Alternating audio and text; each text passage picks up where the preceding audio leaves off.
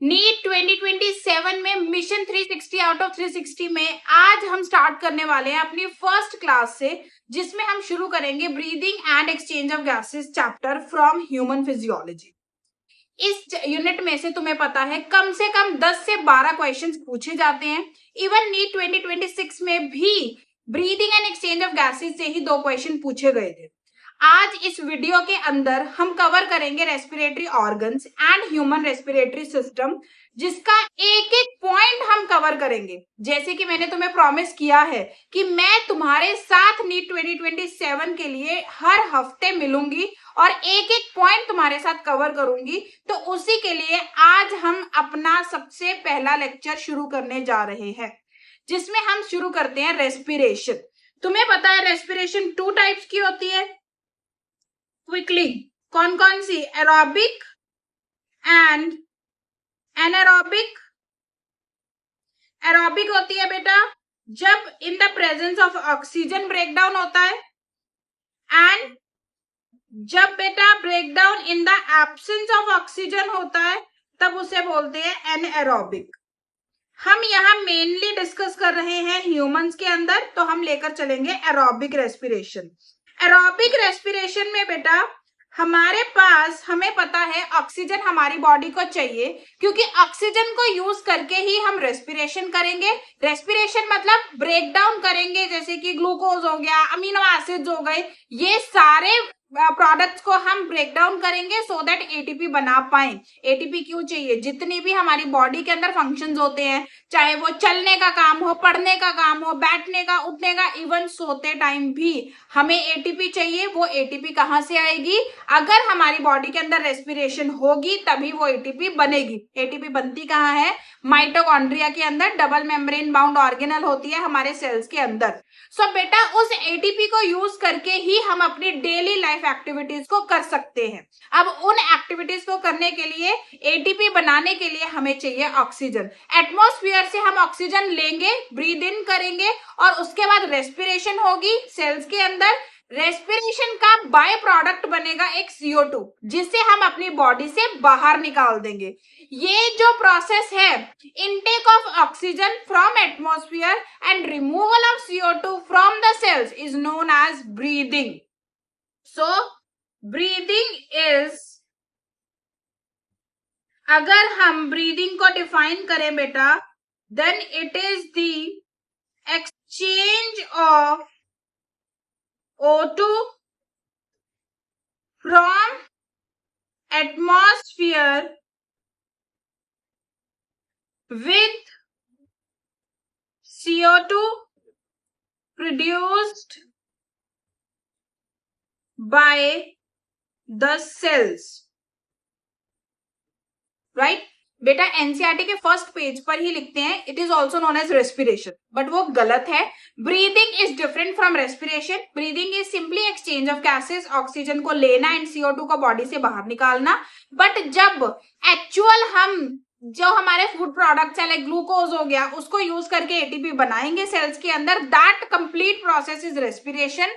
So we can say that respiration includes breathing, but breathing and respiration are not same. Okay, so this is the introduction, like what is respiration or what is breathing. अब बेटा हम discuss करते हैं respiratory organs. हमारे पास different organisms हैं, lower organisms हैं, invertebrates हैं, higher vertebrates हैं। सभी के अंदर बेटा मैकेनिज्म ऑफ ब्रीदिंग डिफरेंट होता है, जो डिपेंड करता है 2 फैक्टर्स के ऊपर। किस किस के ऊपर बेटा? हैबिटेट, कि वो कहाँ रह रहा है, धरती पर रह रहा है, पानी में रह रहा है, कहाँ रहता है, एंड लेवल ऑफ ऑर्गेनाइजेशन। इन 2 चीजों के ऊपर हर एक ऑर्गेनिज्म का मैकेनिज्म ऑफ ब्रीदिंग डिपेंड करता है।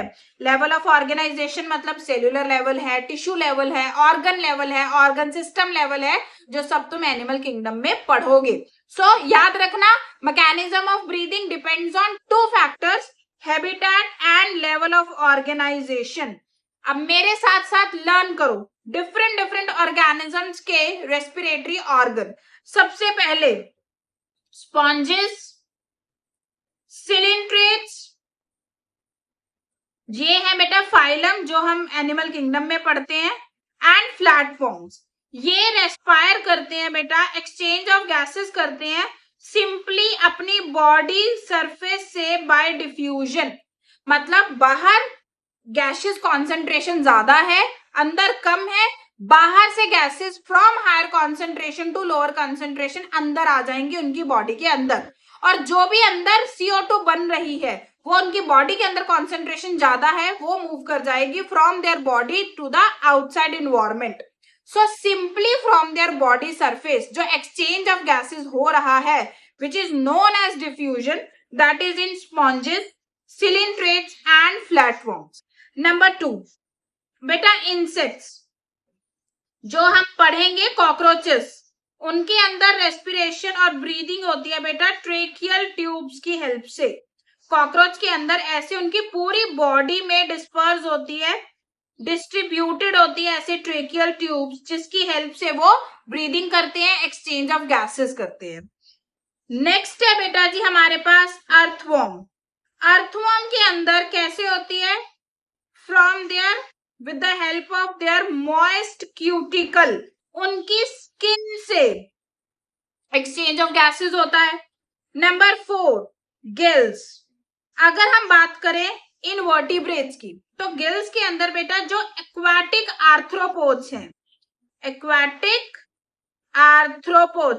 आर्थ्रोपोड्स में तुम एग्जांपल याद कर सकते हो, जैसे कि प्रॉन हो गया, क्रैब हो गया, इसी के साथ साथ बेटा मलस्क, ये रेस्पायर करेंगे, ये ब्रीथ करेंगे with the help of gills.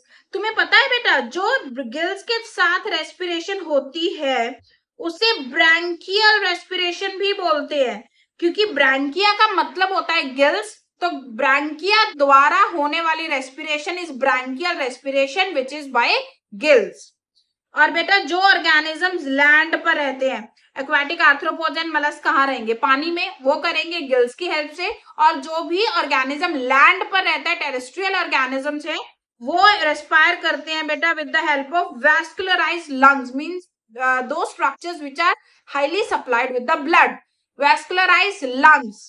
बाकी बेटा लंग्स की अगर हम वर्टिब्रेट्स में बात करें, तो वर्टिब्रेट्स में बेटा जितने भी हमारे एम्फीबियंस हैं, एम्फीबियंस में एक बहुत अच्छी एग्जांपल तुम्हें याद रखनी है, क्योंकि नीट का फेवरेट क्वेश्चन है ये, फ्रॉग, वो जो है लंग्स की हेल्प से ब्रीथ करेगा। रेप्टाइल्स जो है वो लंग्स की हेल्प से ब्रीथ करते हैं। इसके अलावा बेटा जी एव्स, बर्ड्स हो गए, वो भी लंग्स की हेल्प से ब्रीथ करेंगे। मैमल्स हो गए बेटा, ये भी लंग्स की हेल्प से ही ब्रीथ करते हैं।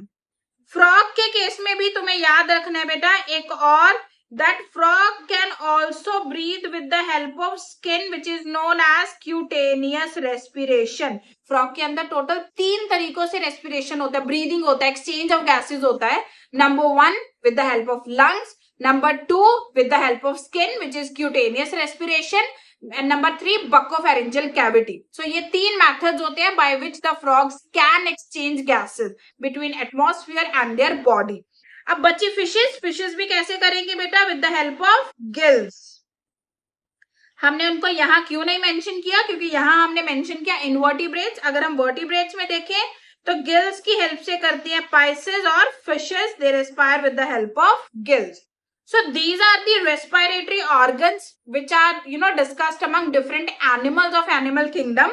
याद रखना है mechanism of breathing in different animals depends on 2 factors, habitat and level of organization। ये चीज बिल्कुल भी नहीं बोलनी, छोटी छोटी चीजें होती है बेटा जो नीट में पूछ ली जाती हैं और हम इन्हें यूजुअली इग्नोर कर देते हैं, बट हमने ऐसी गलती नहीं करनी। So I hope ये सारी एग्जाम्पल्स तुम्हें याद हो गई। अब बेटा इसके बाद नेक्स्ट जो हम डिस्कस करेंगे that is about human respiratory system.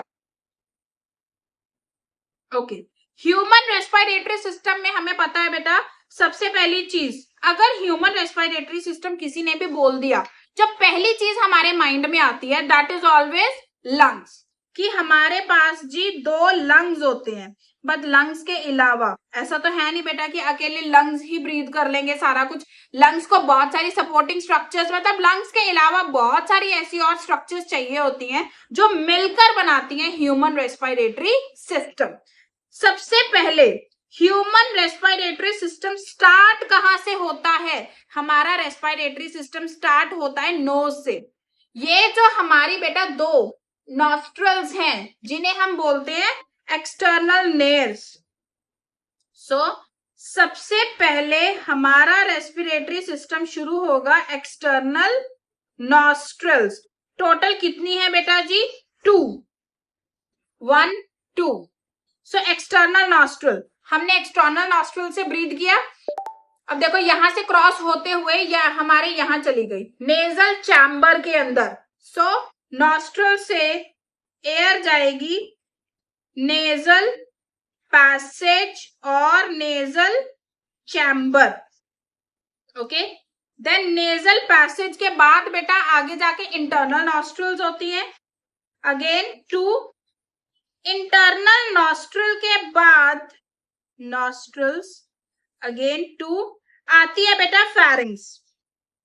Means इसके बाद पीछे हमारी नेजल चैम्बर के पीछे हमारे पास एक ट्यूब लाइक स्ट्रक्चर होती है which is pharynx. Pharynx is divided into 3 parts. Nasopharynx which is behind your nasal chamber, oropharynx behind your oral cavity, दोनों कंबाइन होकर बनाती है लैरिंगोफेरिंग्स। एंड फेरिंग्स के बारे में एक चीज याद रखना बेटा, it is the common opening of food and air. Okay, so external nostrils, nasal passage, internal nostrils, then pharynx. Pharynx के बाद आ जाता है बेटा larynx. Larynx is the voice box. जो हम बोलते हैं वो आवाज कहां से निकलती है? larynx से। larynx is a cartilaginous box, मतलब कि लैरिंग्स बना होता है कार्टिलेज का। ये भी एक बहुत अच्छा प्यारा सा क्वेश्चन बनता है नीट के लिए 4 नंबर का कि लैरिंग्स बोनी बॉक्स है। गलत, लैरिंग्स कार्टिलेज का बना हुआ एक बॉक्स है जहां से वॉइस प्रोड्यूस होती है। अब बेटा तुम्हें पता है कि जो हमारी फेरिंग्स के बाद लैरिंग्स आता है ना, इस अगर हम ऐसे इमेजिन करें, मैं तुम्हें एक रफ पिक्चर बना के दिखाऊं, अगर ये फेरिंग्स है तो ये 2 में डिवाइड हो रहा है, लैरिंग्स एंड इसोफेगस। तो मैं जब हम एकदम से खाना खाते खाते बोलते हैं ना, तो हमारा फूड कई बार तुमने देखा है कि हमारे ट्रेकिया में, हमारे लैरिंग्स में चला जाता है, जिसकी वजह से वी फेस ब्रीदिंग प्रॉब्लम। तो इसी चीज को प्रिवेंट करने के लिए, क्योंकि हमारे नेचर ने ये चीज ऑलरेडी सोची हुई थी कि okay when we are eating food अगर एयर अंदर जाएगी so that can cause problem, तो उन्होंने क्या किया बेटा, जो ओपनिंग ऑफ लैरिंग्स है, opening of larynx is known as glottis. Very important. Opening of larynx is known as glottis. इसको बेटा ऐसे इमेजिन करो, ये है ग्लॉटिस, ओपनिंग ऑफ लैरिंग्स। इसके ऊपर एक ऐसा फ्लैप लाइक स्ट्रक्चर है कि जब हम खाना स्वेलो करते हैं, स्वेलो करने के टाइम पर जो ये फ्लैप लाइक स्ट्रक्चर इसके ऊपर प्रेजेंट है which is known as epiglottis. Epiglottis glottis को कवर कर लेगा सो दैट गलती से भी खाना हमारे लैरिंग्स के अंदर ना एंटर करे, हमारे विंड पाइप में ना एंटर करे और वो इसोफेगस में ही जाए। सो वो कौन मेक श्योर कर रहा है बेटा? Epiglottis. So glottis is covered by epiglottis. किससे कवर्ड होता है बेटा? epiglottis, to prevent the entry of food into your respiratory system. So larynx के बाद आ जाता है बेटा ट्रेकिया। larynx के बाद आता है trachea which is also known as windpipe. अब विंड पाइप बोल रहे हैं तो मतलब ये क्या कैरी करेगी? विंड कैरी करेगी बेटा। अब यहां तक विंड पाइप आ रही है, हमारे पास लंग्स कितने हैं? 2, तो हमें विंड पाइप भी 2 चाहिए, क्योंकि लेफ्ट लंग और राइट लंग दोनों के अंदर हमें एयर जो है वो पहुंचानी है, जो एटमॉस्फेयर से हम लेकर आए हैं।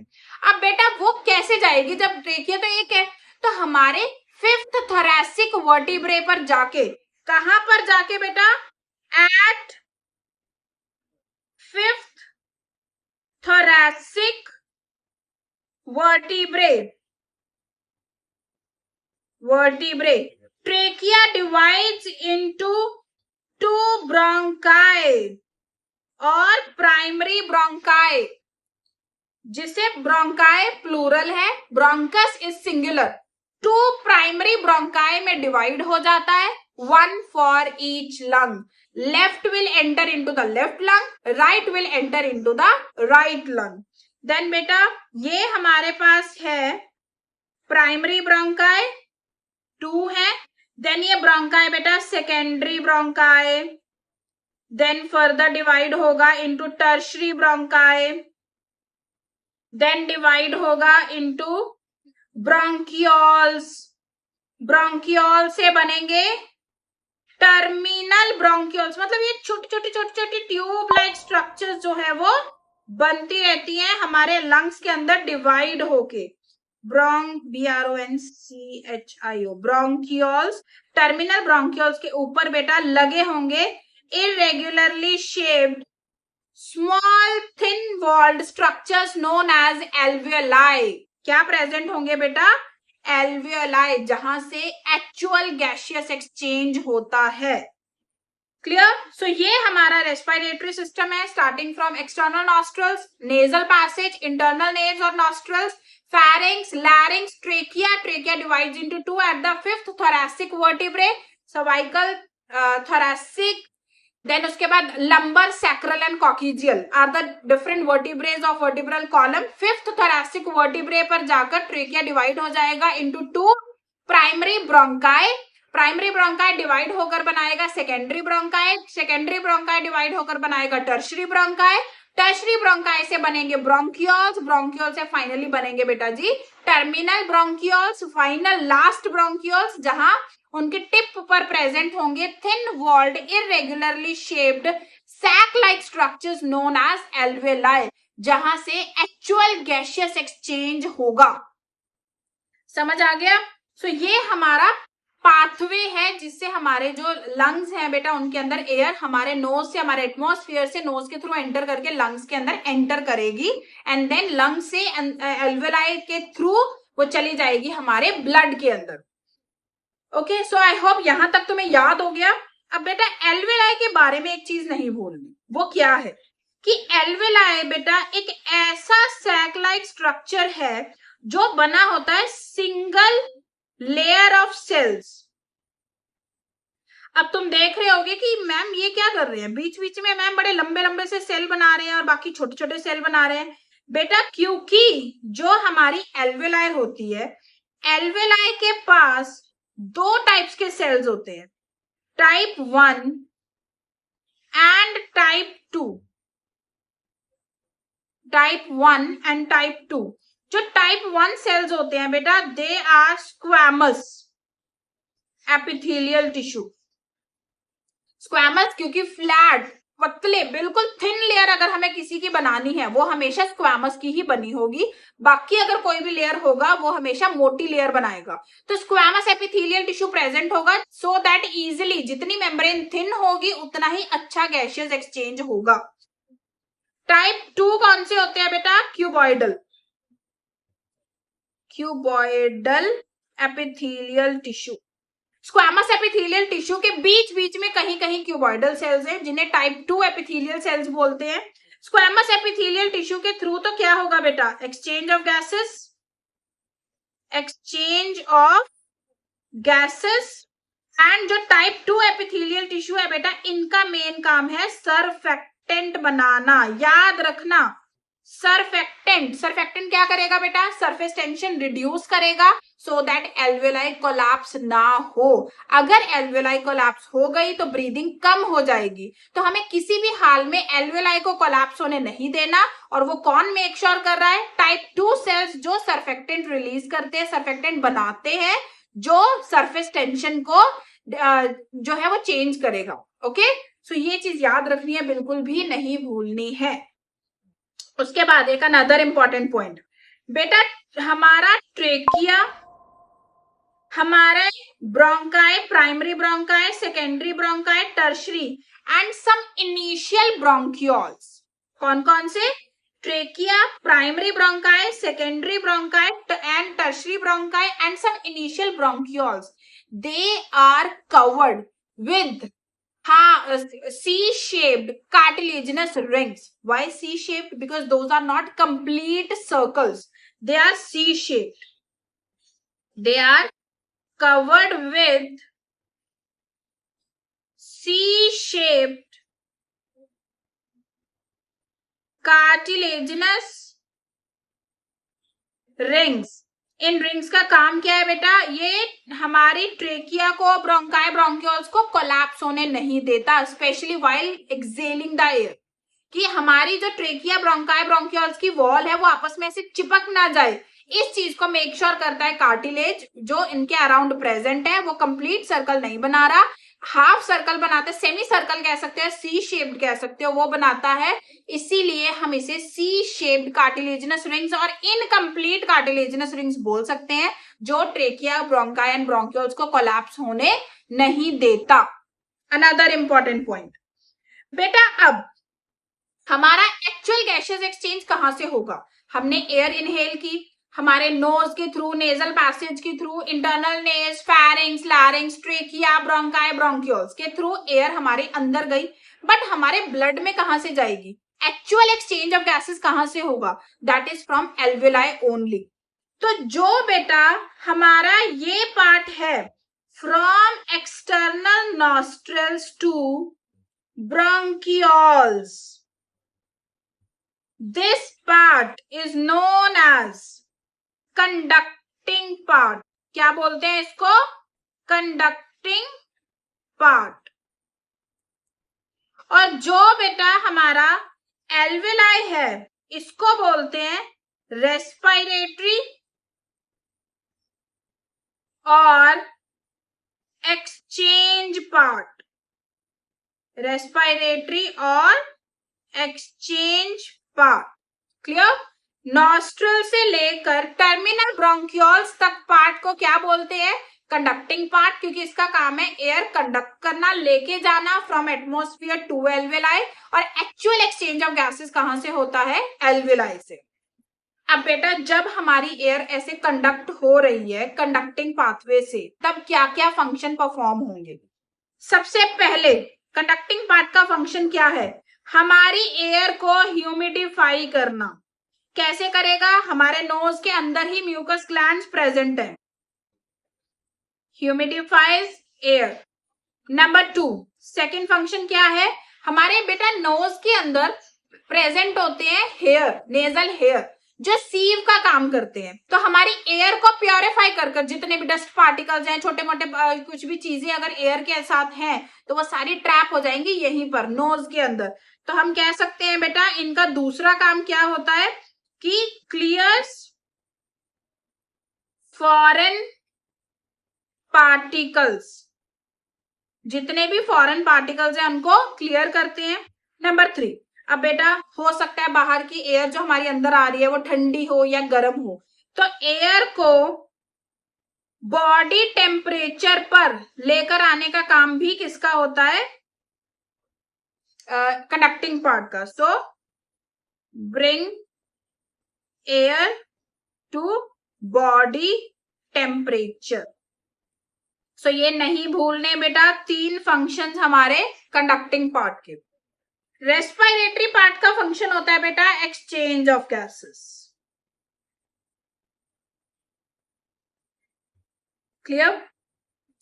नाउ अब जो बेटा हमारा ये ब्रोंकाई एंड ब्रोंक्यूल्स हैं, ये सब मिलकर बनाते हैं हमारे लंग्स। मतलब ये जितना भी पार्ट है, ये इवन एल्वेलाई, ये पूरा पार्ट कहां प्रेजेंट होगा? हमारे लंग्स के अंदर। लंग्स जो प्रेजेंट है कहां पर? हमारे थोरैसिक चैम्बर के अंदर। एंड बेटा लंग्स को कवर करने वाली मेम्ब्रेन क्या है? ल्यूरा। तो डबल मेम्ब्रेन प्रेजेंट होती है, pleura, outer pleura, inner pleura. Outer pleura होगी बेटा in contact with the thoracic chamber, inner pleura होगी in contact with the lungs.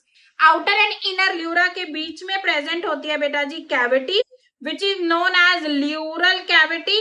इस ल्यूरल कैविटी के अंदर प्रेजेंट होता है ल्यूरल फ्लूइड, जो हमारे लंग्स को किसी भी प्रकार के मैकेनिकल शॉक से बचाता है। याद रखना, lungs are present in thoracic chamber. Lungs double membrane से कवर्ड होते हैं, known as pleura. Double membrane, outer pleura, inner pleura. बीच में कैविटी प्रेजेंट है, ल्यूरल कैविटी, जो कंटेन करती है फ्लूइड, ल्यूरल फ्लूइड, जो लंग्स को प्रिवेंट करता है मैकेनिकल शॉक से। नेक्स्ट, जो हमारा थोरेसिक चैम्बर है बेटा, अगर हम थोरेसिक चैम्बर की बात करें, अब थोरेसिक चैम्बर बेटा डॉर्सली, हमारे बॉडी का डॉर्सल साइड कौन सा है? Back side. चेस्ट में थोरेसिक चैम्बर बैक साइड से, डॉर्सल साइड से किसका बना हुआ है? Vertebral column, vertebral column. And ventral side से किसका बना हुआ है? Sternum, the breast bone. And lateral side से बना हुआ है रिब्स, लेटरल साइड से बना हुआ है रिब्स। तो हमारा थोरेसिक चैम्बर डॉर्सल साइड से वर्टिब्रल कॉलम, वेंट्रल साइड से स्टर्नम, साइड से रिब्स का बना होता है। एंड थोरेसिक चैम्बर बेटा एक एयर टाइट चैम्बर है, प्लस कोई भी थोरेसिक चैम्बर के वॉल्यूम में अगर चेंज आएगा, अल्टीमेटली सेम चेंज हमें हमारे लंग्स में देखने को मिलेगा। ये टॉपिक हम मैकेनिज्म ऑफ ब्रीदिंग में बहुत अच्छे से अंडरस्टैंड करते हैं कि उससे क्या होगा, बट राइट नाउ अभी के लिए तुम याद रखो, any change in volume of thoracic chamber is equal to change in the volume of lungs. Also thoracic chamber is a air tight chamber, air tight chamber. एक और चीज बेटा, जो हमारा थोरेसिक चैम्बर है बॉटम साइड से present होती है एक dome shaped diaphragm, dome shaped diaphragm. So sternum, ribs, vertebral column, diaphragm. Thoracic chamber air tight chamber है, any change in volume of thoracic chamber is equal to change in the volume of lungs. Clear? So this is about the human respiratory system. जो चीजें नहीं भूलनी वो है epiglottis, glottis, हमारा conducting part कौन कौन सा है, रेस्पिरेटरी पार्ट कौन सा है। एल्वेलाई के पास दो तरह के सेल्स होते हैं, type 1, type 2। Type 1 actual exchange of gases, type 2 surfactant बनाते हैं। और उसके बाद थोरेसिक चैम्बर एयर टाइट का चैम्बर है बेटा, जो बना हुआ है डॉर्सल साइड से वर्टिब्रल कॉलम, वेंट्रल साइड से स्टर्नम, लेटरली रिब्स एंड नीचे से डायफ्राम। ये हमारे पास डायग्राम बेटा गिवन है हमारे रेस्पिरेटरी सिस्टम की इन योर एनसीईआरटी, जहां पर दिखाया गया है तुम्हें सी एपिग्लॉटिस, यहां पर ये फ्लैप लाइक स्ट्रक्चर जो कवर करेगा ग्लॉटिस को। Glottis is the opening of larynx which prevents the entry of food into the wind pipe. उसके बाद आ जाता है लैरिंक्स, ये वॉइस बॉक्स कार्टिलेज का बना हुआ बॉक्स होता है। ट्रेकिया, ट्रेकिया के अराउंड तुम देख सकते हो ये सी शेप्ड कार्टिलेजिनस रिंग्स है जो ट्रेकिया को कोलैप्स होने से बचाता है। Then further it is divided into, trachea is divided into primary bronchi, primary is divided into secondary, secondary is further divided into tertiary, then terminal bronchioles, and ये आगे है sac like structures known as alveoli. ये आ गया bronchus, because bronchus is the singular. ये cut end of rib दिखाया गया बेटा, ये रिब्स हैं, ये लंग्स हैं, नीचे प्रेजेंट है डॉम शेप्ड डायफ्राम, और ये है ब्रोंकियोल जो हमारे पास ये वाला पार्ट है, दिस इज ब्रोंकियोल। ये दो मेम्ब्रेन्स के बीच में प्रेजेंट है ल्यूरल फ्लूइड, और ये सैक लाइक स्ट्रक्चर एल्वेलाई, और ये दोनों मेम्ब्रेन्स है ल्यूरल मेम्ब्रेन्स।